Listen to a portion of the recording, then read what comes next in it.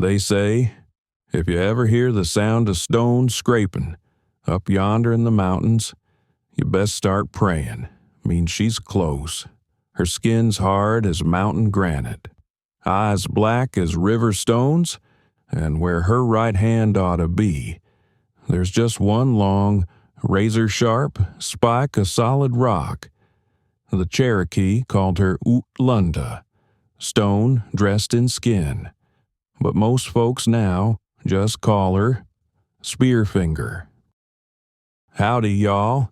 This here's Kentucky Melody.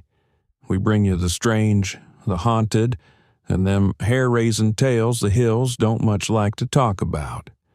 Tonight, we're slipping way back into them high ridges where Cherokee folks tell of a stone-skinned witch who could wear the face of anybody you trusted and leave you standing just long enough to know she'd already took your heart. Long 4 roads cut through the Blue Ridge, for the coal mines, for the cabins. The Cherokee told us something that roamed them high peaks and shadowed the valleys. From a ways off she might fool you, looked like a bent old granny toting a bundle of firewood on her back. Walk was slow, careful, and she'd hum soft-like as she went. But if you got too close, you'd see it. Her skin weren't skin at all, gray and pitted, rough as weathered stone pulled out of the river. Arrows 'd bust against her, knives 'd slide right off, like rain running down a slate roof. And then there's that finger. From her right hand stuck out a long needle of solid rock, sharp as the devil's own tooth.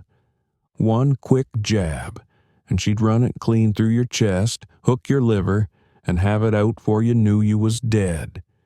Folks said a body'd stay standin' a second or two, then just crumple to the ground. She could change her shape, too.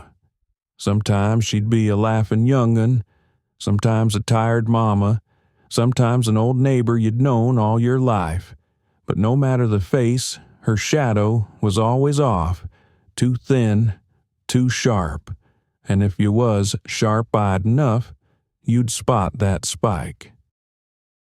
Cherokee folks said she made her den high on Whiteside Mountain, a place where the fog's so thick it don't never burn off. She'd move in that mist like it was part of her, drifting down into the valleys come sundown. Her voice, soft and sing-song, sometimes like a lullaby, sometimes just a hum, always sounded like somebody you knew, somebody safe. If you followed it, you might find her leaned up against a tree, wrapped in rags, head bowed, begging for help in a voice that tugged at your heart. Step too close, and that spike's what you'd see next. They said she could walk without making a sound, but when she was thinking, she'd take the tip of that stone finger and scrape it slow over her granite teeth. That grinding, low and steady, could make the hair stand up on your arms. One tale tells of a hunter heard her singing by the creek. Thought it was his granny.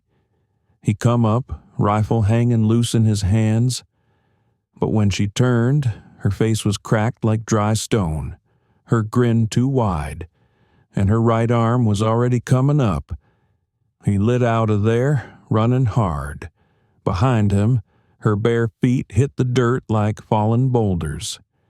He swore the ground shook under her. Another tells of a child gone missing twixt 2 ridges. Searchers found no blood, no tracks, just one long, narrow groove carved into the dirt, leading uphill toward Whiteside, like something had dragged it away with a single hooked claw. The Cherokees say they finally got her by outsmarting her. Warriors coaxed her into a clearing, baited her with what she craved. They circled up, weapons high. Couldn't hurt her hide nowhere, save for one place, a seam right where her heart ought to be. When they struck, her scream tore through them woods, loud enough to send every bird in the trees flying out in a black cloud. The sound made the water ripple in the creeks. deer bolted through the brush like bullets, her body cracked like river ice in January, splitting into jagged hunks. She fell with a roar like a rock slide. The ground shook.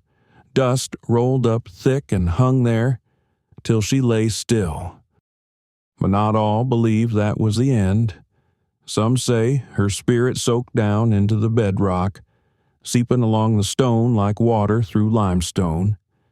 They claim she can travel underground, following the veins of rock from ridge to ridge, and when the fog hangs low on the slopes, she can crawl back out.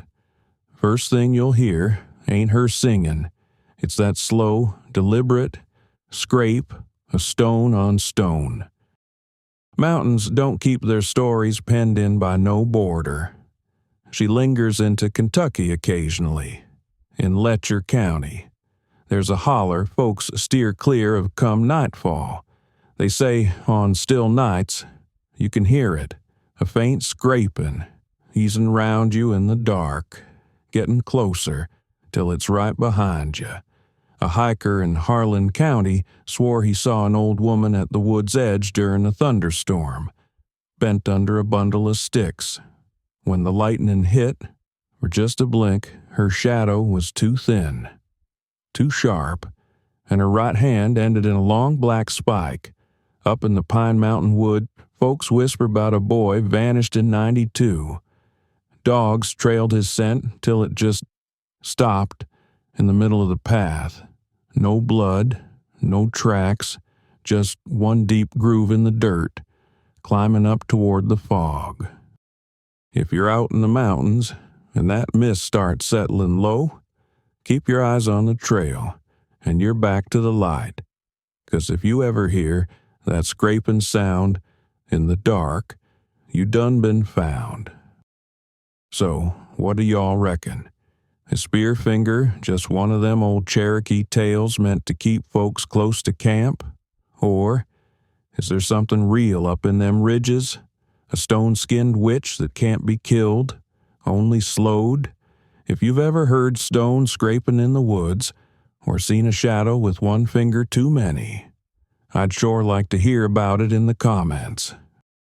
If this tale put a chill in your bones, hit that subscribe button so you don't miss the next time we go digging round in the mountain's darkest corners. Till next time, keep to the trail, keep your ears open, and don't you ever follow a singing voice in the mist.